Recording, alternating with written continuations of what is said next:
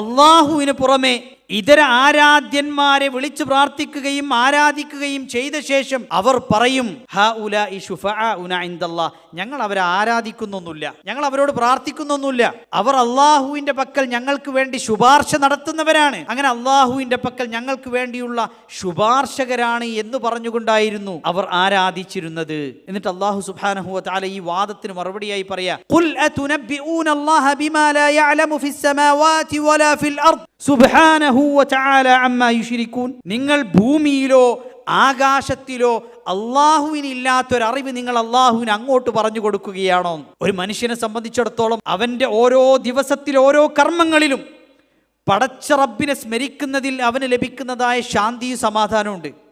എന്നാൽ അതിനപ്പുറത്തേക്ക് ഇതര ആരാധ്യന്മാരെ അവലംബിക്കുന്ന ആളുകളെ സംബന്ധിച്ചിടത്തോളം അവർക്കുണ്ടാകുന്നതായ അസമാധാനവും നമ്മൾ ആലോചിച്ച് നോക്കിയാൽ മതി.